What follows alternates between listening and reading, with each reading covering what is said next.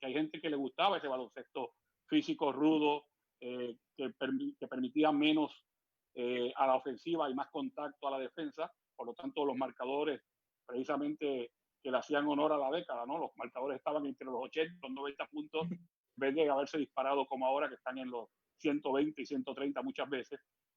Pero son épocas distintas, son eras distintas. Yo creo que el baloncesto de hoy día a mí me gusta porque le da mayor participación a los 5 jugadores, porque hoy día hay más versatilidad, como mencioné anteriormente, porque un pivote, un 5 se puede salir al perímetro y hacer cosas, porque un 4 ya no hay que hablar del falso 4.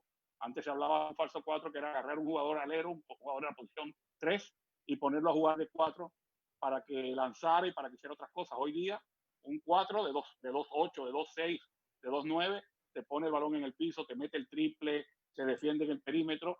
Entonces yo creo que hay mucha más versatilidad en la era moderna, pero sé que hay gente que le gusta más el basquetbol de aquella época o que tienen añoranza de ese basquetbol y eso está totalmente permitido. Lo que no me cabe en la cabeza es que me digan que los jugadores de esa época eran mejores porque se daban más piñas y se permitían más cosas. Bueno, precisamente las reglas del básquet fueron cambiando para abrir un poco más el juego y para que no fuera tan turbio en términos del físico, que en ocasiones, si ven los videos de esa época, se van a dar cuenta que parecía más lucha libre o lucha grecorromana que baloncesto, ¿no? Hoy día se han estabilizado las reglas para tratar de abrir un poco más el campo y para que las destrezas priven sobre el juego físico. Así es, coach. Tocaba un punto que me parece bien interesante, sobre todo, bueno, aquí en México, en Oaxaca particularmente, se confunde mucho el ser intenso con ser excesivamente rudo o sucio, ¿no? Y mucho Sí. tiene que ver con la idea que se quedó de ese básquetbol de los 90s y que lo han llevado obviamente todavía un pasito más allá, ¿no? Entonces, creo que eso en muchos aspectos nos ha hecho más daño que beneficio, ¿no? En cuestión de juego. Al menos digo, hablo aquí a nivel local, ¿no? Pero sí, yo creo que eso es bien interesante entenderlo, ¿no? Que el hecho de ser excesivamente rudo no tiene, o sucio no tiene que ver nada con ser intenso, ¿no?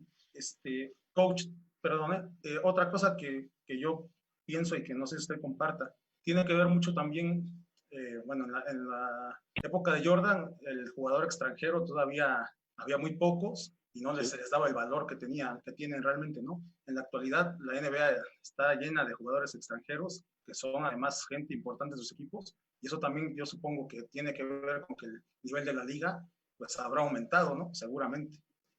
Sí, yo creo que básicamente de lo que te hablaba anteriormente, de las destrezas que tienen los jugadores de las posiciones 4 y 5, que sabíamos que en esa época de los 80 a los 90 tenían una labor específica, ¿no? De jugar adentro, de ser rudos, de agarrar rebotes, de poner bloqueos, pero muy pocos podían tener las destrezas de jugar en el perímetro o de salirse más allá de 4 o 5 metros a lanzar.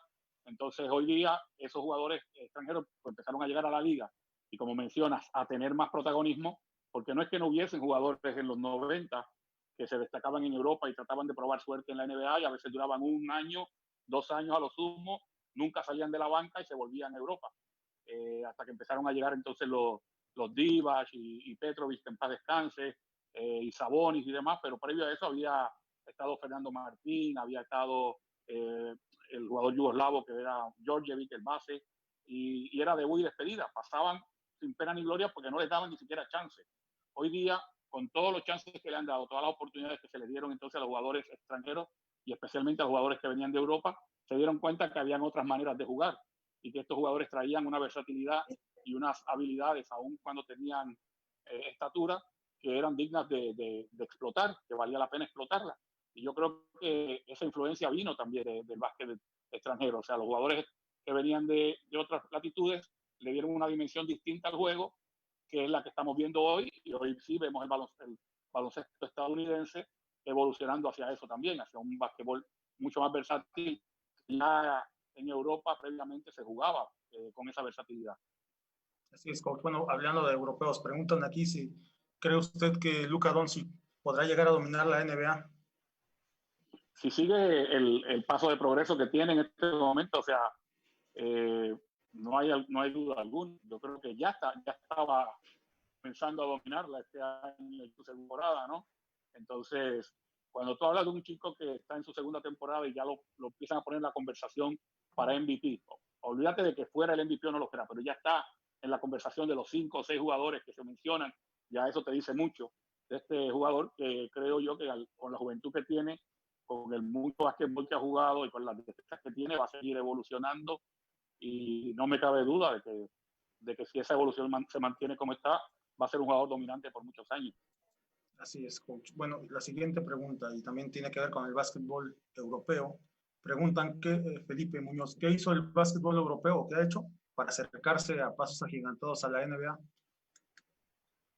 Bueno, obviamente yo creo que una de las cosas que la FIBA, ya como ente mundial, no solamente como ente europeo, pero sabemos que la FIBA tiene dominancia en Europa, empezó a aceptar reglas de la NBA y a su vez tener reglas que le fueron efectivas a la NBA para adoptarlas ellos y se han ido acercando cada vez más en el reglamento. ¿Qué trae eso? Un juego mucho más homogéneo.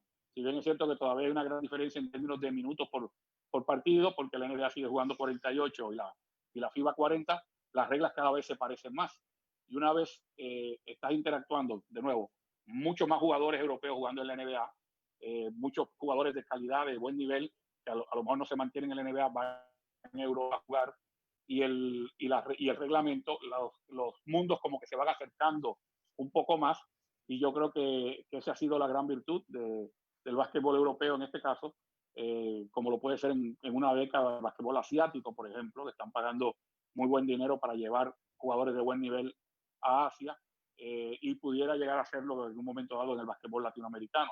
Pero hoy día están muy cerca, por lo menos en reglamento, en forma de jugar, en lo que enfatizan los entrenadores, el básquet europeo y el básquet de NBA. Muy bien, a ver, aquí viene otra. Dice, ¿qué opina ¿qué opina del tema de ir al rebote desde afuera? Solo entra uno de la ofensiva y los demás regresan para controlar el contraataque. Bueno, esto ya es un poco más de juego, ¿no? Sí. Bueno, no sé, eso todo depende de las características de tu equipo, de la filosofía del entrenador, de si el equipo es uno que le gusta jugar marcadores bajos y proteger la media cancha, o si se arriesgan un poco más, si tienen buenos reboteadores ofensivos que valga la pena estar arriesgando un poco más, no solamente uno, sino enviar 2 o 3 al rebote. Todo eso va a depender de cada situación distinta. Es muy difícil que yo ahora mismo aquí le diga una forma de hacerlo para todo el mundo, porque como hemos mencionado en clínicas que hemos dado anteriormente y en conferencias, en el baloncesto no hay absolutos. El baloncesto es muy cambiante y hay muchas distintas estrategias dependiendo de tu realidad como entrenador, la realidad del grupo que manejas. Entonces, decirte ahora mismo que es conveniente enviar uno solo al rebote, o enviar 2, o enviar 3, o no enviar a nadie, sería muy aventurado de mi parte, porque no sé las condiciones específicas, las situaciones específicas de este entrenador que está haciendo la pregunta. Que tiene que ver mucho con la filosofía de cada entrenador, ¿no? De cada equipo. Claro. Bueno, vamos a cambiar de escenario. Pues, regresamos para este lado del mundo. Preguntan sobre el básquetbol uruguayo, pero bueno, yo extendería la pregunta al básquetbol latinoamericano en general, cómo lo ve, y bueno, igual ya hablar del uruguayo para la persona que nos hace la pregunta.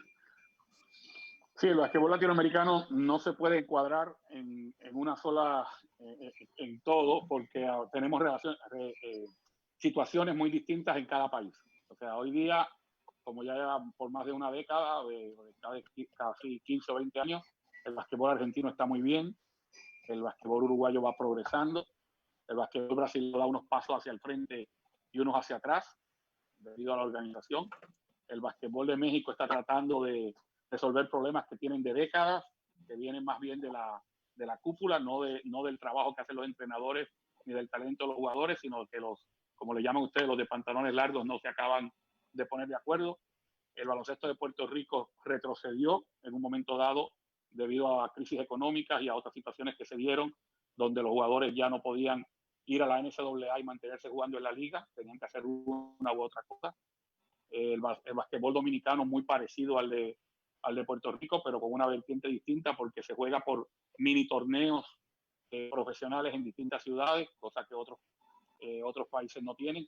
O sea, no se puede encuadrar el basquetbol latinoamericano como una sola cosa porque hay realidades distintas. Panamá, por ejemplo, no tenía una liga profesional hace 3 o 4 años y regresó con una liga profesional al principio de 6 equipos.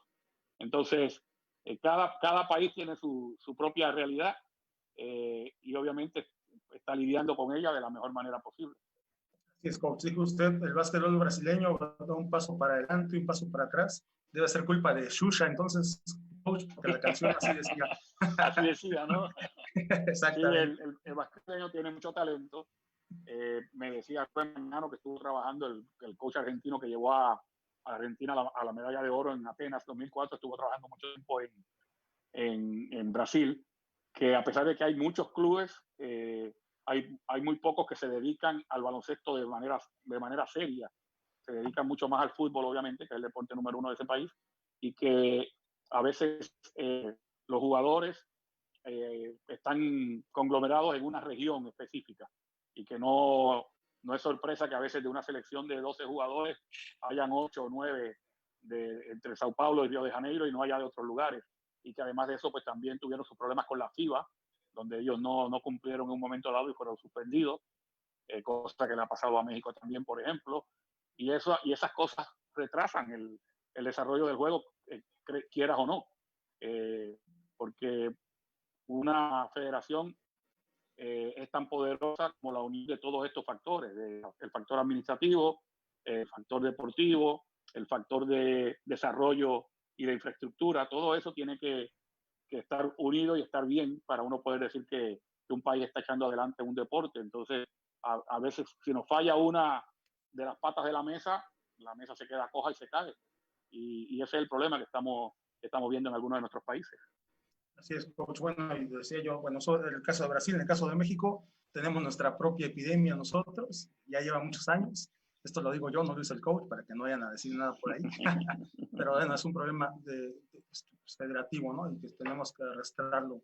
Y que tiene que ver también con que nos ponemos de acuerdo los entrenadores, la gente que pues hacemos básquet y tomamos el toro por los cuernos, como decimos aquí, ¿no? Que quizás sería un poco por ahí la solución, que es algo que Argentina yo creo que lo tienen muy claro, ¿no? Y que, digo, para relacionar con varias preguntas que hay ahí de qué hay que hacer y qué han hecho, yo creo que es importante la parte de los entrenadores, ¿no? Que yo creo que ahí se finca el éxito del básquetbol argentino.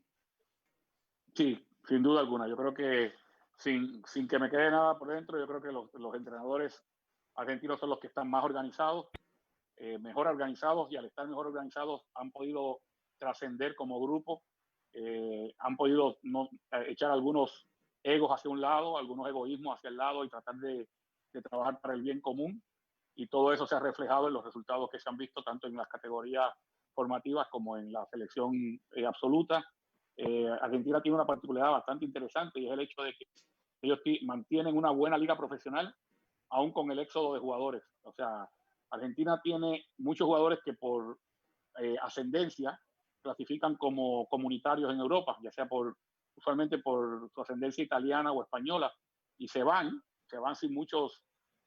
sin que tengan muchas cortapisas, o sea, no hay muchos obstáculos para que ellos puedan irse a Europa a jugar, y uno pudiera decir, bueno, dejan la liga totalmente desprovista, y no es así. Aún así, con los jugadores que se quedan, la liga es una de alto nivel, lo cual se comprueba cuando hay que jugar a nivel de Liga Sudamericana o de Liga de las Américas, que casi siempre los clubes de Argentina son de los equipos dominantes. Entonces, esto no se da por casualidad, esto no se da porque haya un banco de talento más grande, sino porque está mejor forjado o formado por entrenadores que se han dado a la tarea de hacer eso, de sacrificar en muchas ocasiones victorias personales por desarrollar más que otra cosa. Y yo creo que ese sería el espejo a mirarse y el ejemplo a seguir en los otros países de Latinoamérica si quisiéramos llegar a ese nivel. Sí, bueno, hay varias preguntas que tienen que ver con lo mismo. Supongo que ahora ya están contestadas. Por ejemplo, aquí había una, es que me llegó en privado, ¿no? Decía, ¿a quién le corresponde el desarrollo de los jugadores y por lo tanto del básquetbol en un país? ¿A las ligas profesionales o a las federaciones de cada país? Sí, obviamente son las federaciones las encargadas de lo que es el desarrollo en la base, ¿no? No está de más que equipos profesionales se involucren en las ciudades en las que ellos están y que empiecen a dominar el escenario tratando de tener por lo menos algún club satélite o que el mismo equipo sea parte de un club que haga y fomente todas las categorías. Eso es lo ideal. Pero sabemos que en el baloncesto rentado, el baloncesto profesional, pues muchas ocasiones el énfasis es simplemente el equipo grande. Y si acaso ven el desarrollo de categorías formativas como un favor que le estamos haciendo quizás a la ciudad o al Estado. Por lo tanto, no es la responsabilidad primaria de esos equipos profesionales. Es a las federaciones, tanto locales como estatales y nacionales, el desarrollo del básquetbol de los niños y los jóvenes. Bueno, muy bien.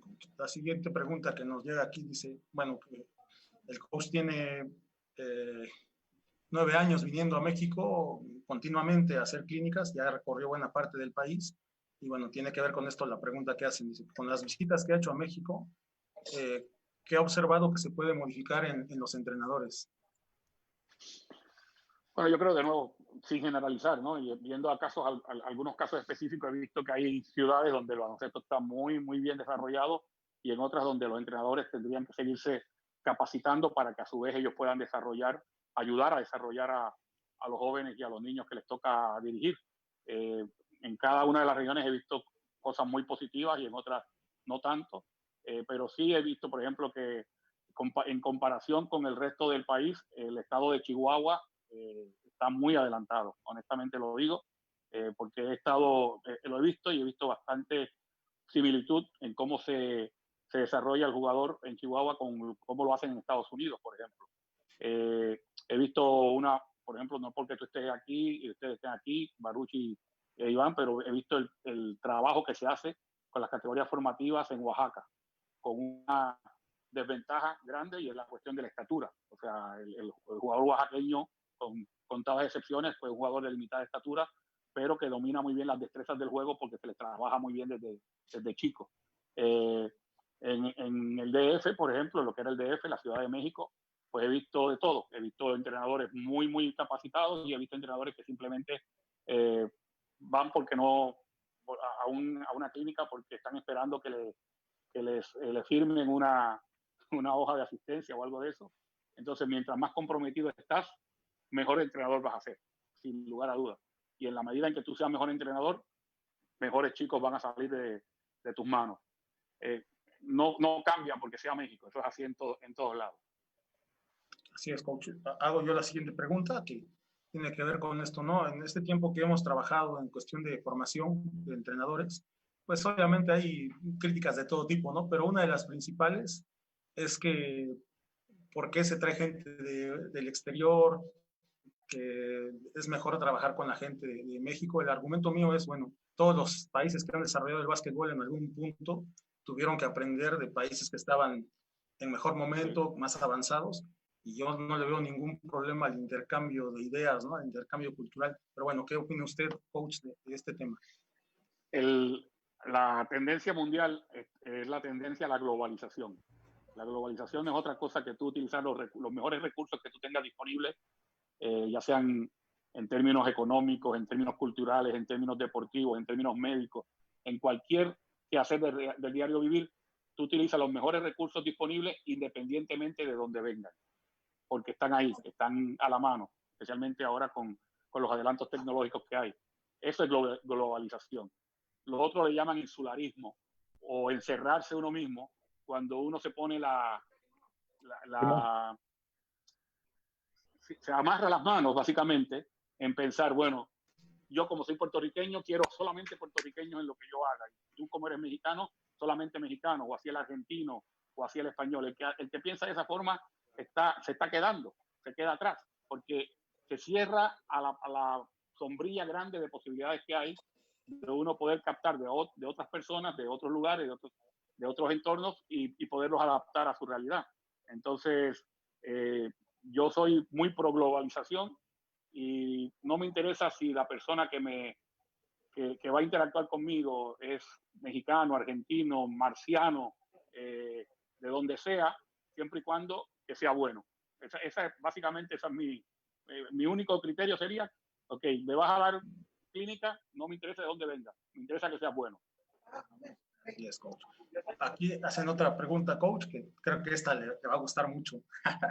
La opinión sobre el paso cero, ¿qué aportaciones le ha hecho al básquetbol? Pues mira, el paso cero yo pienso que es ¿cómo te diría?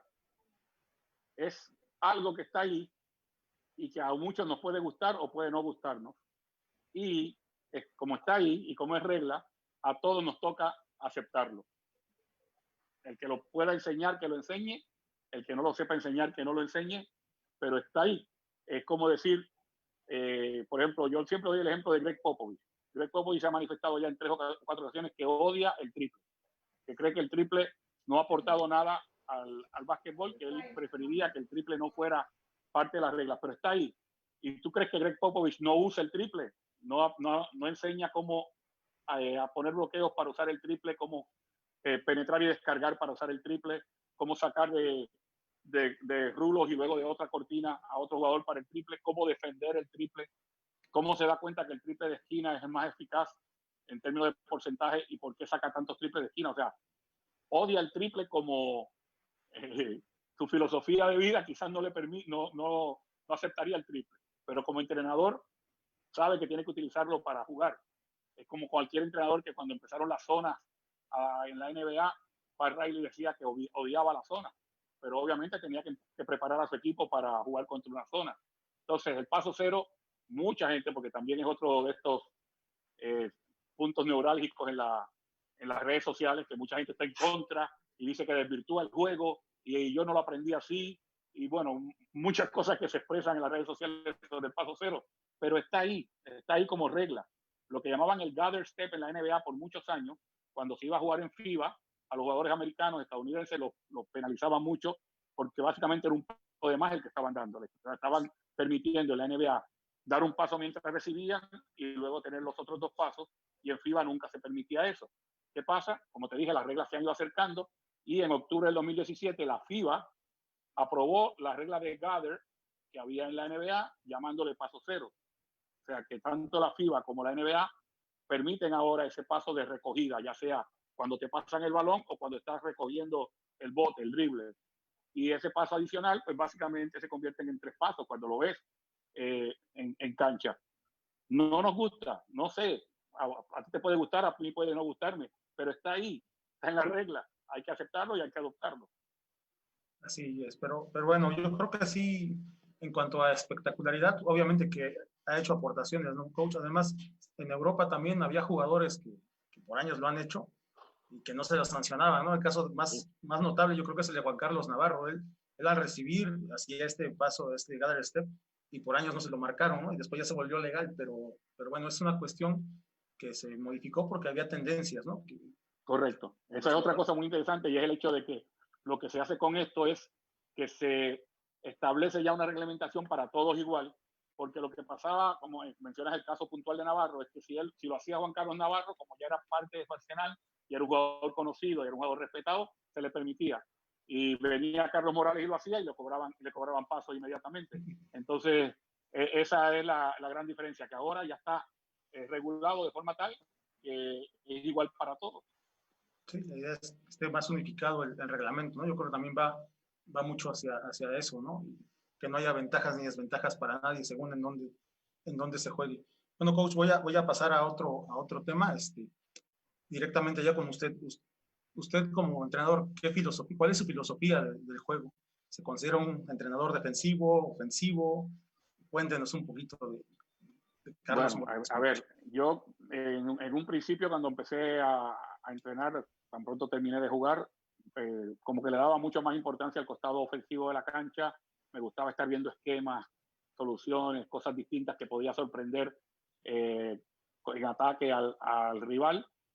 Y en el entrenamiento mismo me daba cuenta que le dedicaba muy poco tiempo a la defensiva comparado con la ofensiva. Y luego fui cambiando esa tónica porque me di cuenta de que el otro lado es tan importante o más para uno poder tener éxito, especialmente en la competencia, y que mucha de la ofensiva yo la podía generar con buena defensiva, o sea que no tenía que tener tantos esquemas y tantas soluciones en la media cancha, porque si yo jugaba bien, mi equipo jugaba bien en defensiva, muchas veces íbamos a llegar con ventaja numérica a la transición al otro lado y vamos a tener canastas fáciles.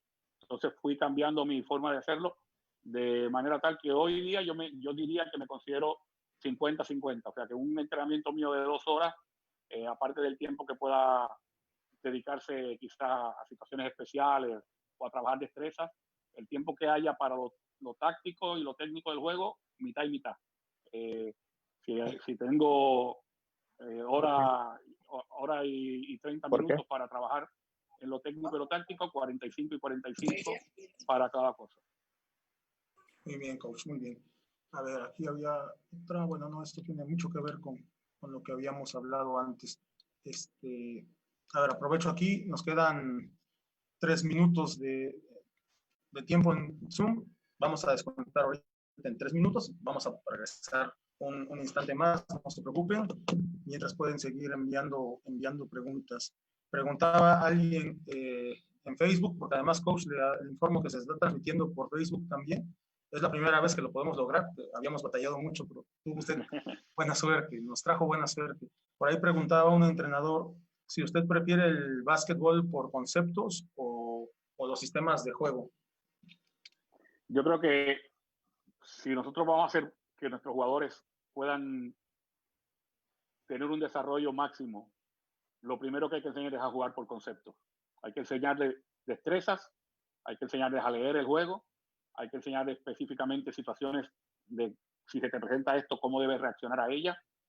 Y luego los sistemas se hacen mucho más fáciles si es que quieres utilizar sistemas. Pero yo creo que un equipo que se prepara solamente a base de sistemas va a tener muchas dificultades porque sus jugadores no van a ser capaces de leer. Mientras que un equipo que se prepara solamente por conceptos puede jugar prácticamente una temporada y tener éxito sin poner ni siquiera un sistema. Así que, contestando la pregunta, preferiría entonces que mi énfasis sea en enseñar conceptos, no solamente enseñar conceptos, en desarrollar destrezas y enseñar a leer y reaccionar en el juego, y de ahí en adelante los sistemas serían mucho más fáciles. Muy bien, coach. Bueno, aquí algún entrenador ponía, ¿qué consejos le daría usted al básquetbol centroamericano? Dice, bueno, supongo que tendrá mucho que ver con los entrenadores y con el desarrollo. Sí, obviamente lo mismo de siempre, ¿no? Yo creo que la base del desarrollo de un jugador viene con los entrenadores. Los entrenadores tienen que capacitarse continuamente, tienen que leer todo lo más que le venga a la mano, tienen que asistir a cursos, tienen que asistir a entrenamientos de otros coaches y otros equipos y seguir aprendiendo y seguir capacitándose. Yo comparo esto con la profesión médica. El médico que aprendió hace 10 años y que nunca más agarró un libro o que nunca más vio un concepto se queda atrás. Y lo pasa con los entrenadores. Tenemos que estar continuamente aprendiendo de otros, viendo qué es lo último que hay, cómo se defiende distinto el pick and roll, por ejemplo. Todo este tipo de situaciones hay que estarlas viendo continuamente porque si no se anquilosa uno y no progresa. Entonces, ese sería mi consejo, no a los entrenadores de Centroamérica, a todos los entrenadores. Muy bien, coach. Bueno, nos quedan escasos segundos. Vamos a salir un momento de la reunión y regresamos. Es el mismo idea, así que aquí nos volvemos a ver en un par de minutos.